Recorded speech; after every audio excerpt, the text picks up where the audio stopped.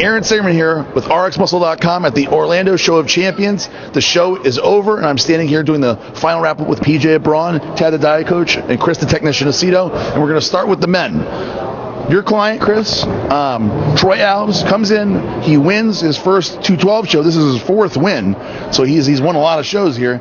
And this is more than a win here. This is like a resurgence almost, because now he actually told me that he believes that he can win the 212 Olympia. There's no way that, look at Chris is smiling. Chris is laughing. So for the first time ever, Troy believes that he has a shot to win the Olympia. That's a big deal, and that's like a restart of the career. He's delusional. I'm surprised. He's 46. Yeah. I'm surprised his receptors are still, active, because I know he uses Viagra. He's 46, so Troy. What was the question? It's a big deal. I got winner's fatigue from last week to this week, so I'm delusional. He's not going to do another show, he said, till the Olympia. So what does he need to do? What does the technician sit down with him and correct to make him a possible top guy? The same thing that's running right through PJ's mind right now. He has to be as hard from the back as he is from the front. And I'll tell you what, I think he can, against anyone, win the front lat spread, front double bicep, side tricep, surprisingly most muscular. He just needs to be as complete as he can be and be the best that he can be and let the chips fall. And what that means really for him is, and I'm going to read him the riot act tonight, is you can't get caught up in weight, fullness, what's my weight, what if I'm not big enough, because I know that's what's holding him back. And, it holds all bodybuilders back. But it may be holding him back because he realizes, okay, it's a lighter weight class, I want to do this or that. The answer is he has to be his best. If he's at his best, he'll be in the first call. Once he's in the first call, he could go really, really high, or maybe not. It just depends on how everybody comes in. That's my opinion, but I'd like to hear Tad's. I was going to chime in here. Because I like Troy. I think he's got a great physique, because I feel like it's similar to the stuff that I have in my physique. But my honest opinion is I think even at best, he's like 6th or 7th at the 212. And I think it's going to be tough, because he's going to get out-muscled at the 212. He's tall for the weight class. He's tall for the weight class. He's just going to get out-muscled. It's difficult, because I think at best, he'll come in 202, 210?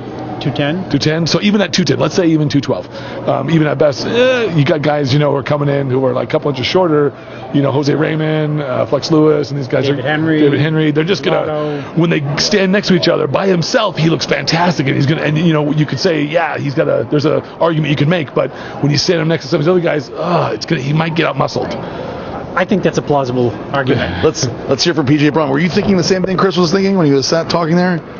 Yeah, but I'm also thinking that he will bring a level of aesthetics to the 212 division that isn't there right now.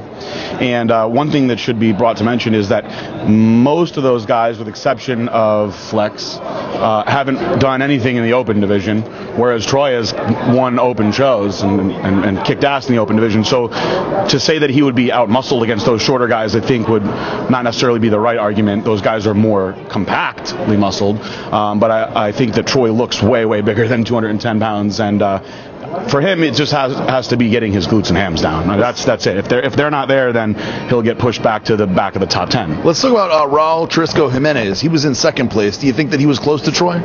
How do you want to judge the show? Just by his hams and glutes, or by pose by pose? By the whole physique. Judgment? No, not even close. Do you think he deserved second place, Raul? Or do you think that they should have had Marco Rivera, who was in third, in second place? I think that second place should have been Charles Dixon, but I'll let Marco Rivera also have the second place then instead. I think that Troy in the front double bi, front lat spread, both side poses, abs and thigh, is night and day. Not even close. There's no one even close to him. So I agree with PJ, and also think that Troy obviously was ahead of these two. But when you look at Marco Rivera and Raul, I think that Raul was so small in the legs, especially from the back. He was so slight. His upper body was good, but it's so slight that I think that Marco Rivera, a much more complete bodybuilder, in my opinion, should have been second. What do you guys think? Yeah, I thought that's the way they were going to go with it. Me too. But they didn't. But I think Marco still needs to come in with a few more details in his physique, and he'll be a much better bodybuilder. He got a lot of great potential. I didn't really have him in the top 4 or 5. I just a personal thing. He looked better at the finals here, and Yeah. so I thought he deserved where he placed, probably a little bit better than he did where they had him in the prejudging. His tan and oil was a little better. His tan was horrible in the prejudging. Yeah. Yeah, I mean, I think But Troy's tan was great. Yeah, very good. And excellent posing. I think those guys could flip-flop because they both have weaknesses, and sometimes it comes down to personal preferences. The guy gets seconds light in the thighs. Marco needs like kind of bigger arms and maybe thicker through the back. Yeah. Oh, he's got to be thicker through the back. I mean, it's a coin toss. A coin toss. So, I could live with the placings, I mean, there was, you could make an argument for the people who didn't beat them to beat them. Well, let's talk about that. PJ mentioned Charles Dixon, who everybody at the prejudging, all four of us had in first place or right up there, and all predicted that he wouldn't even be in the first call. And what they did at the confirmation round, which was nice, which was exciting, is they did put him into the first call out of the confirmation round, along with Milton Holloway. They also called out. Unfortunately, they kept him on the sides, so he really was only compared to Milton Holloway and your guy, Thomas Bengali, or his buddy Thomas Bengali, who actually looked better tonight again. So Chris, give points to Chris for calling him out early. But Charles Dixon doesn't get compared, unfortunately. I hope that he was in fourth. We don't know until we see the scorecards. Does everybody maintain their position that he was a first place guy? After seeing this? I never had him in first at prejudging. I just want to be clear that I thought he was overlooked, but I didn't have him first. And I think when they called him out here for the night show, he's unquestionably the thickest. But he doesn't stand out like you would expect when he comes out and hits his shots by himself. I don't know if that makes sense. Yeah, his physique doesn't really pop out at you in the lineup. Ways. Yeah, including. I mean, next to when he's hitting certain shots, he looks great. The most muscular, the standing upright, most muscular. Yeah, hands down. I mean, it's almost like he's very defined, but thick skin, or you know what I mean? It's almost like he's ripped, but could lose. This is ridiculous. He could lose 20 pounds. In other words, he could lose a lot of quote weight and still have the roundness that he has. Yeah, he loses. It's not like he's holding water. I think he loses some aesthetic value to his physique as well, especially when you stand next to some of the other. PJ, did you have him in first place? What did you think? Yeah, actually, I did. I think that he was. I can't really knock his aesthetics because he didn't really have any weak body parts. He's round and full and hard everywhere.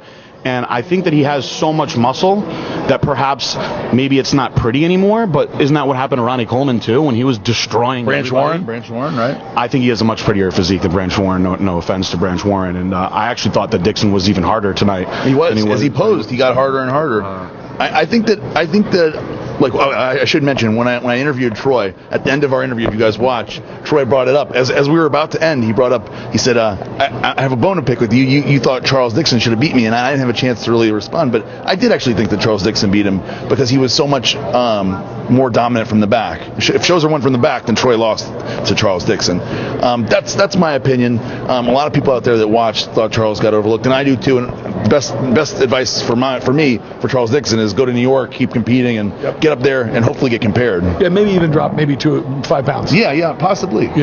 Just to sort of improve his aesthetic value. Yep. So that is the men. I'm going to send Chris Aceto off. He's got his. If you zoom in on his box of tanning spray, where's your tanning spray? It's over there. Yeah. He actually got he bought this whole thing to bring with him to go to Brazil for Cedric. So Cedric is going to be plenty oiled and plenty dark, right? Yeah, if shows the one from behind, he should win the show. Yes. To use your quote. He should. That's right. Thank you, Chris. All right. I've sent Chris Aceto home, so I'm now just with Ted, the diet coach, and PJ Braun. We're going to go quickly through the women. We'll start with Bikini in first place.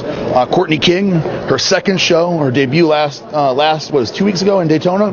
Placed second. Here she wins. This is a huge deal for Courtney. In bikini, it usually doesn't happen. You coach a million bikini girls. It's big for bombshell in general. Yeah. Another bombshell girl. A 19-year-old. She's like moving where Nicole used to be. Very young. Yeah, very young. 19. If people remember, Nicole, I think Nicole started when she was 18 or 17 or something like that. She's kind of taken the place as Nicole's gotten older. You got Courtney King. Yeah, because she is so old now. So she's like an old 21. Very wise. In second place, Ashley Coltwasser, and Ashley. This is a big move up for her. I don't know where she placed last, but she came in leaner, tighter, and places very. Would you say you agree with the second place? Yeah, without a doubt. Yeah. Ali Veneno in third. you said the prettiest girl on stage. I thought she was the prettiest, and I kind of had her second or first. I kind of really liked her. I thought she had a really nice look. And when I coach my bikini ladies, I want to pay attention to the details, makeup, hair, and the overall aesthetics of how they look on stage. And I thought she was the best in that respect. But yeah, I could see where the judges placed them. Yeah. And next on our list is men's physique division. In the men's physique division, we had the winner that you interviewed, Michael Anderson.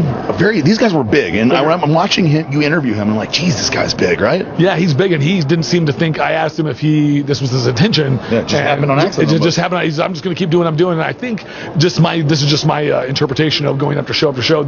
Some of the men's physique sport is evolving, and there's a certain set of judges that really like bigger physiques, and there's a certain set that don't. And I think that the sport will continue to evolve, and you'll see bigger physiques. I think you will, and because that's just where the guys want to go. And so when you get those physiques coming into the shows, the judges are forced to evaluate those physiques. Another big guy, Sadiq Hadzovic, in second place. He's actually been very successful as a pro, and he comes into the show probably a favorite and ends up in second place. He's bigger. Don't you think he looked bigger this time? Yeah, he was bigger, but all those guys were big. They're tall too, so that's I think that's a big factor is the height.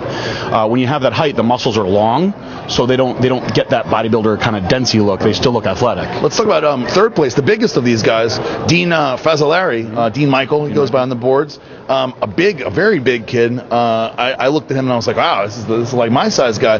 I asked him how much he weighed, just out of curiosity, and he said he didn't want to weigh because he didn't want to get so he doesn't even know. Big kid in third place. We like this physique, right? Yeah, I like this physique. Rugged. I would have thought before this show, I would have thought he'd be in last call out because he's too big. Yeah, but remember, like his physique is big in not like bodybuilding ways. He's got his back is a little bit minimized. His shoulders and chest are really for him. He's training the showy muscles. Right, exactly. Yeah. So he's perfect for what they're doing. Exactly.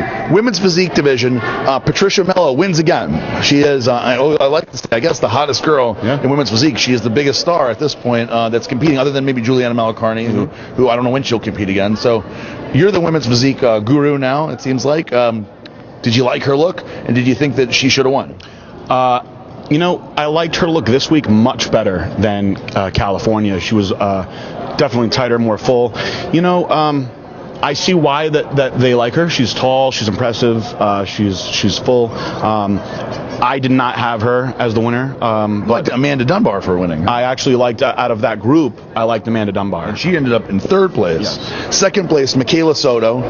She actually came back better tonight. I think she was tighter, right? She looked better. I kind of had her more towards the end of that first five, but then tonight she looked a lot better, and she's got fabulous stage presence. Man, if I've ever seen belongs on stage, it's got to be Michaela Soto. It looks like she's always a happy person and everything. You put her on stage and you could just see she feels like she belongs there.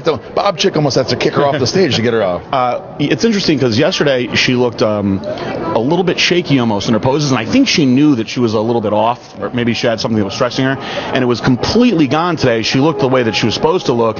She really could have pushed for first, actually, the way that she looked today, and she had the best, I think, of the top girls, the best routine by far. Oh yeah. Amanda Dunbar is in third. She got her IFBB Pro card as a bodybuilder. Mm-hmm. She maintained a very small waist, and I think that'll bring her a long way. All right, that is the show here at Orlando at the Show of Champions, Europa Show of Champions. A great show.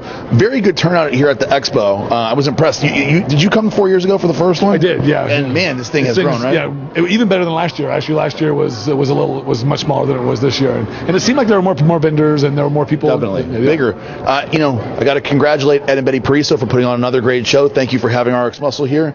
And so for Ted the Diet Coach, PJ Braun, Aaron Singerman, RX Muscle, we're out.